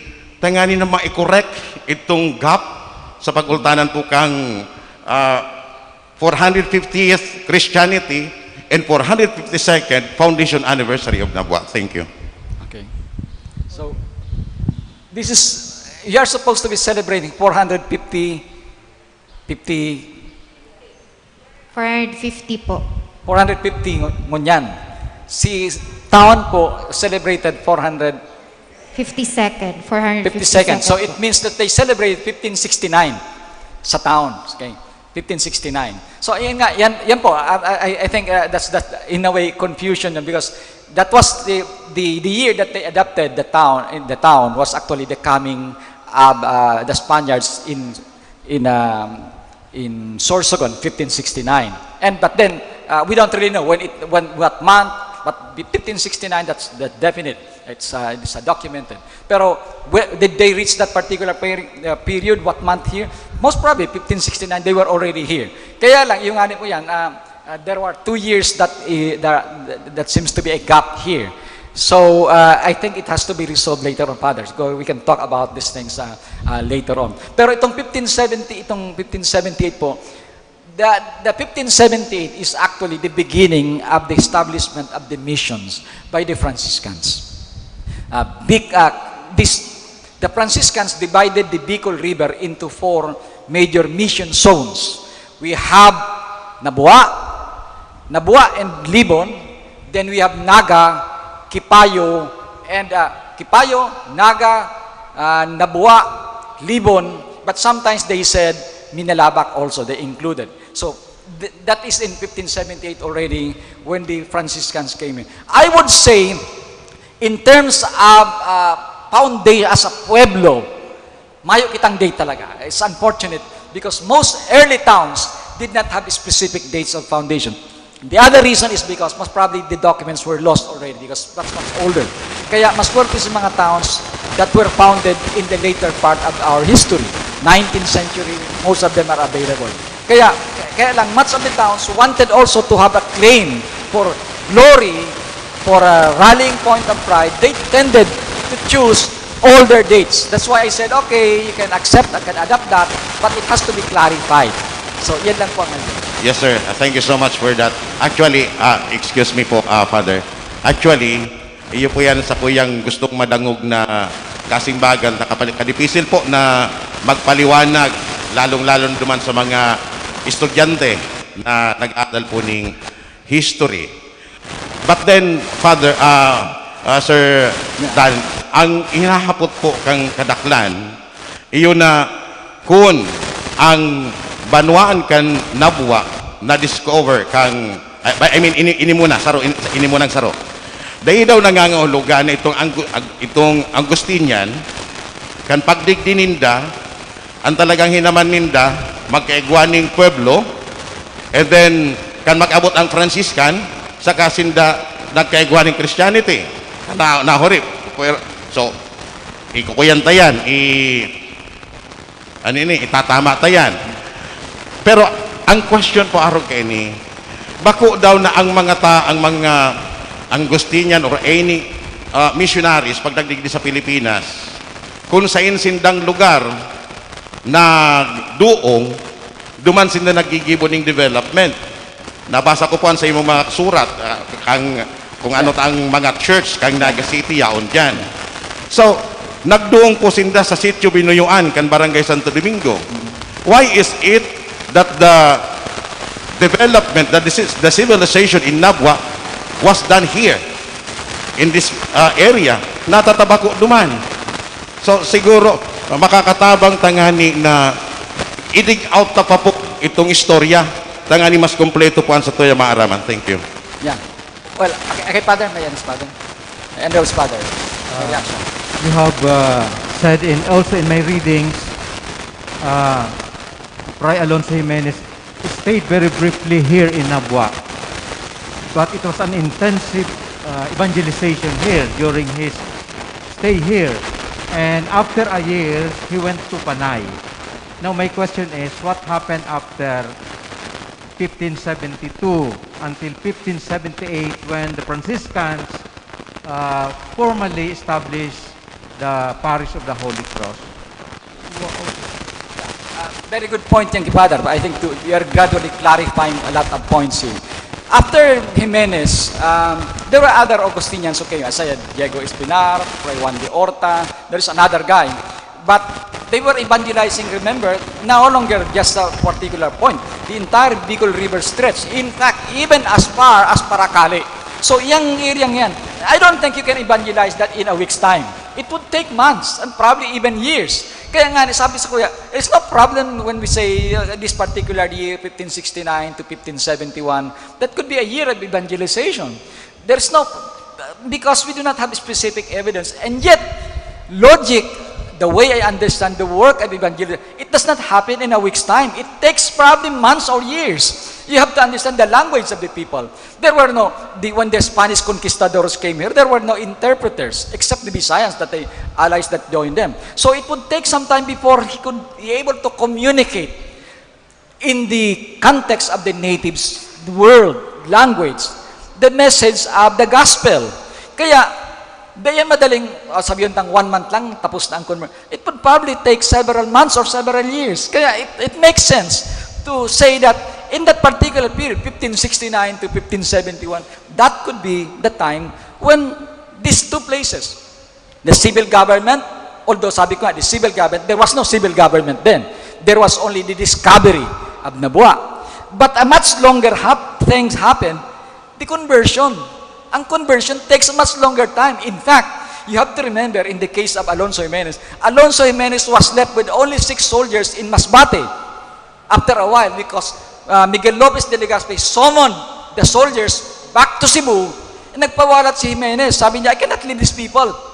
I have to continue the evangelization of these people. And probably the case here also. We don't really know. Did Jimenez leave the people when the soldiers returned to their base? We don't really know. The only thing we know probably is Jimenez was here. Could it be 1 year, 2 years? The only thing we know is he probably was here because there were no any evidence. I'm the authority on these things. I can speak with authority on this matter. He never went to Cebu at the time. He never went to Manila. he probably was here, somewhere in Bicol region, roaming probably in Iriga, probably in Nabua. Kaya, pag una ko, justifiable yung isyong yan. Justifiable lang. Kuminsan ang problema, I think, unless, dapat siguro, if the town chooses a particular date, they should also invite the priest. Parang medyo may coordination. You cannot really make a declaration that is like that without the church. You have to remember the patronato real of the time. Okay? Always the church and the state go together. And therefore, it would be a very good historical manifestation also when the church and the state are united, even in choosing the date of their foundation. Okay? Archbishop, do you still have any question po? Can we have the last gentleman?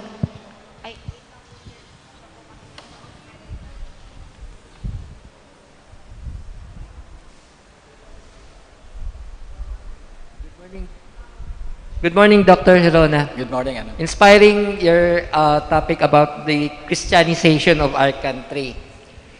Above all, in the advent of the coming of the Augustinians, what was the major impact in the development of the first dioceses established outside of the Bicolandia or the Bicol region? What was the impact of this? And how they were established outside of the of Bicolandia. What was the impact? Yes, sir. Of the Christianization of Bicol, something like that? Yes, sir. Yeah. Okay, you have to understand that by the time, the Augustinians were actually busy expanding their missions.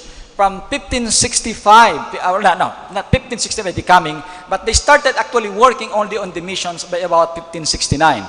They were proceeding to Manila. From Bicol, upon discovery of the Bicol region, they must heard of Manila. So they learned most probably of Manila from the Bicolanos. And then they proceeded to Manila.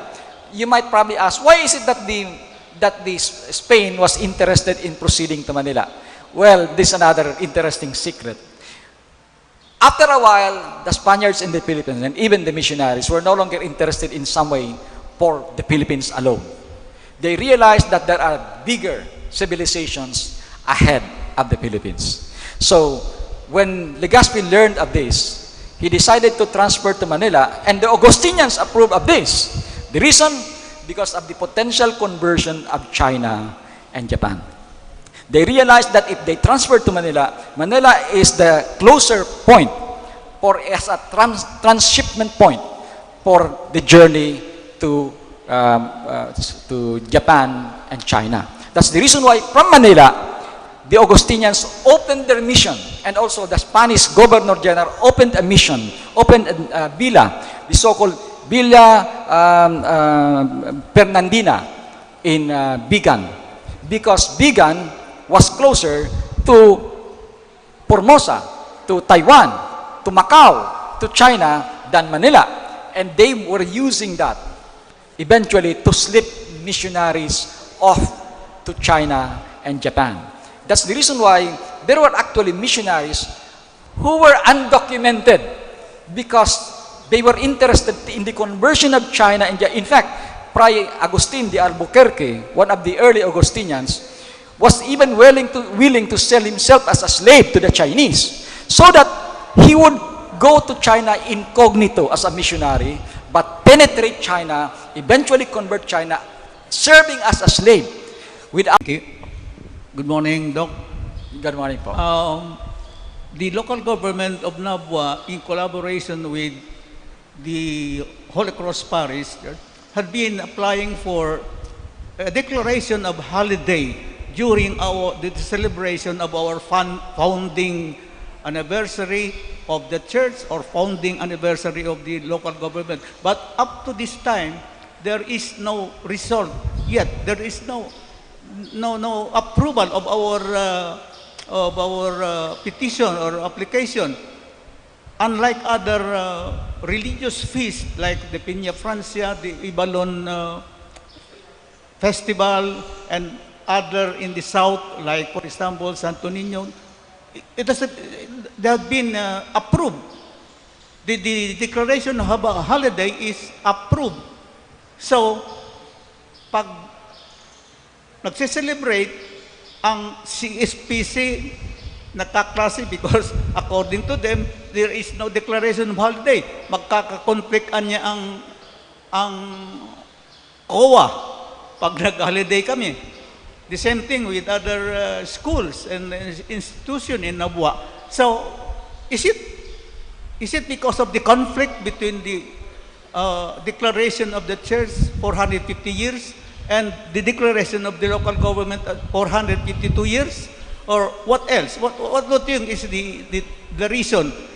And, Doc, what is the proper procedure in order that the declaration of the holiday in Nabua would be approved? Siguro sa Congress or wherever.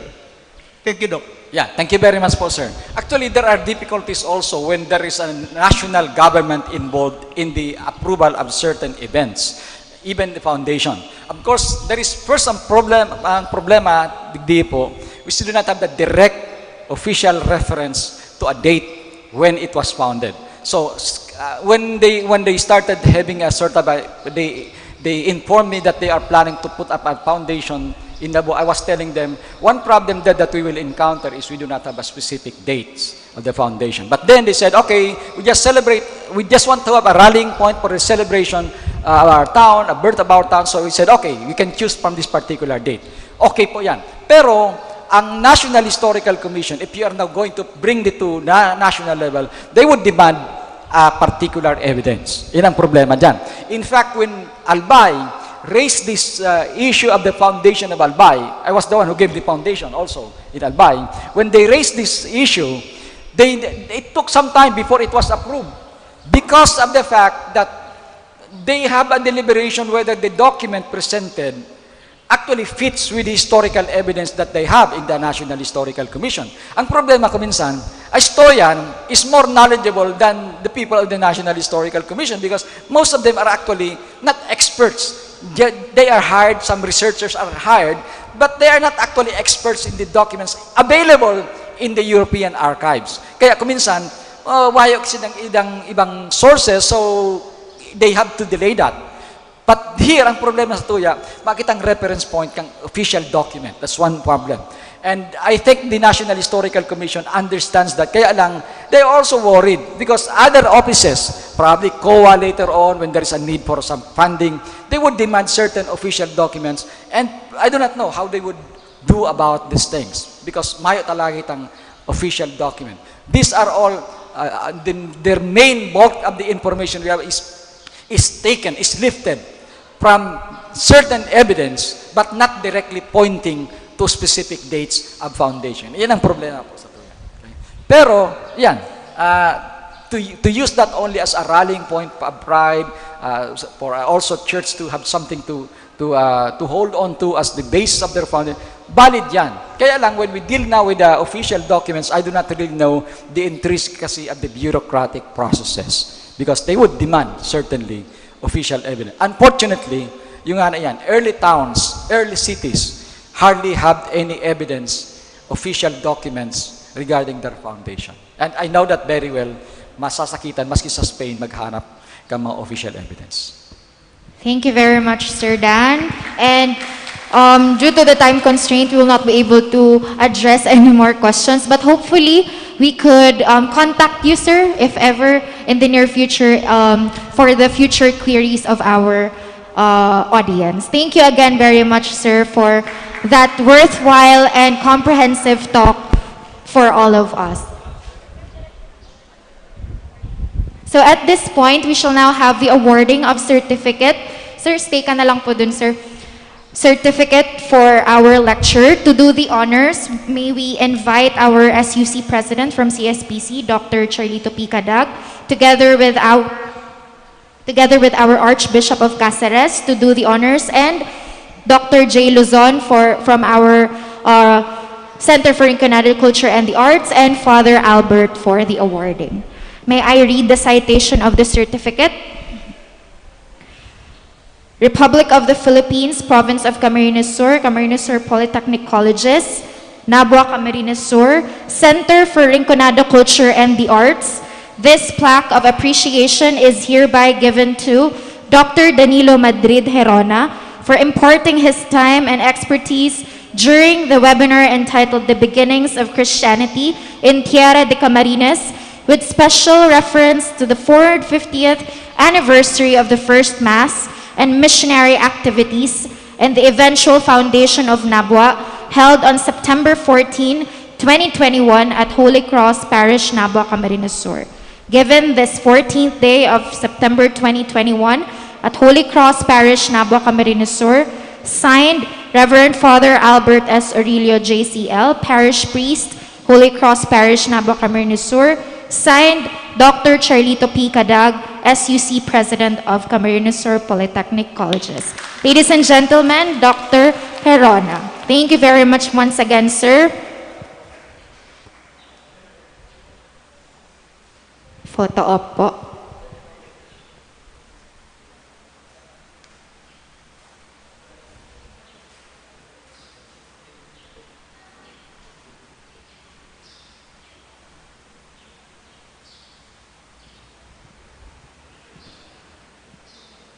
May we request to remove your face masks just for... Opo. Smile. All right. Thank you once again. Thank you. Thank you, sir. Thank you, Father. Thank you, Archbishop. And at this point, we shall have another intermission number to be given to us by CSPC Performing Arts. A round of applause, please.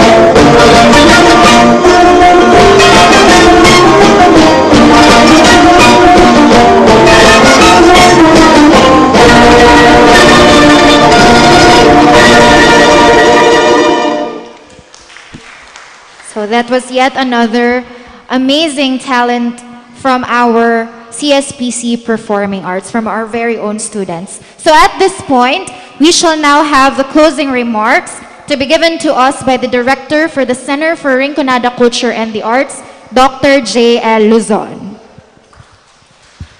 Thank you so much, Miss Audrey. My respect to Most Reverend Orlando J. Gerona. Thank you po.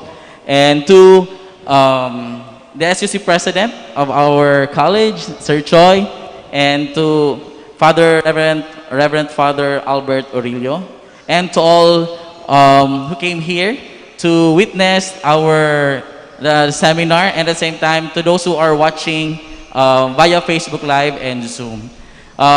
Mine is to give acknowledgement for making this event a success. Marami pong salamat sa inyong lahat. Of course, our very supportive SUC President, very fatherly to us, and yun, lagi nakapasuporta sa amin, to Dr. Charlito Picadag. Maraming salamat, sir. And of course, to Reverend Father Albert Aurelio for tapping CSPC CRCA for having this wonderful activity. And of course, this will not be possible of yung binigay sa atin ni Dr. Gerona. Nasa si Dr. Gerona.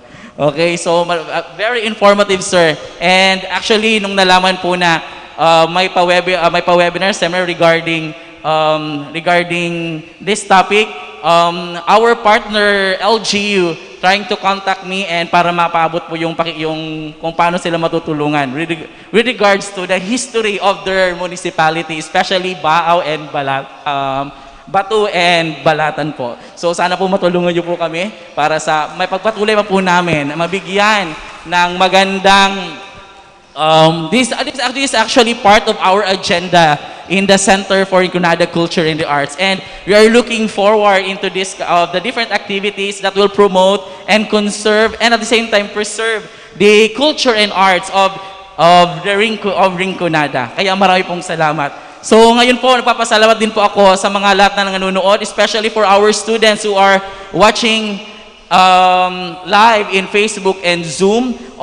Medyo naano tayo sa pandemic. We're not able, much of their desire to come para ma-witness po ito live, but because of protocol, may mga restriction tayo sa pandemic, di po sila nakapunta. But they are all watching in Facebook and attending in Zoom. Marami pong salamat. And lahat po na naandito, ako po ay lubusan nagpapasalamat. And in behalf po, with the Center for Rinconada Culture and the Arts, we cannot do this all alone without the help of my staff in CRCA and of course the support of the Holy Cross Parish headed by, sabi ko nga kay Reverend Father Albert. Father Albert, maraming po salamat po.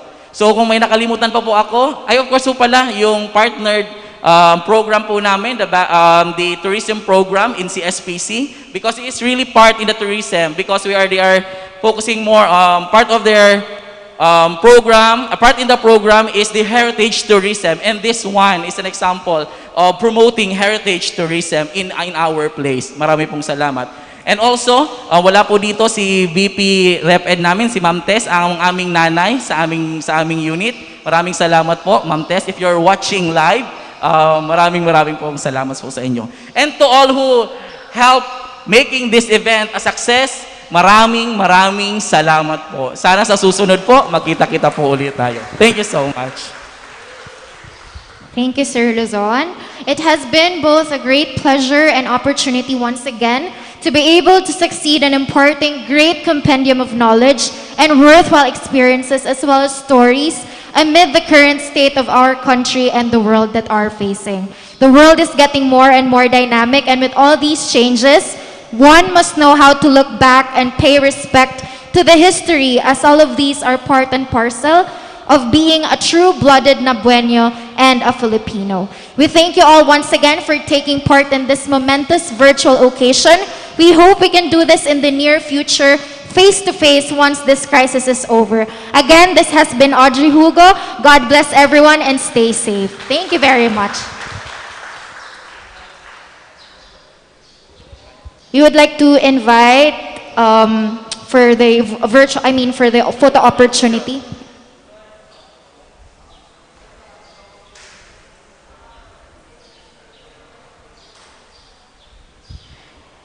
Yung staff po,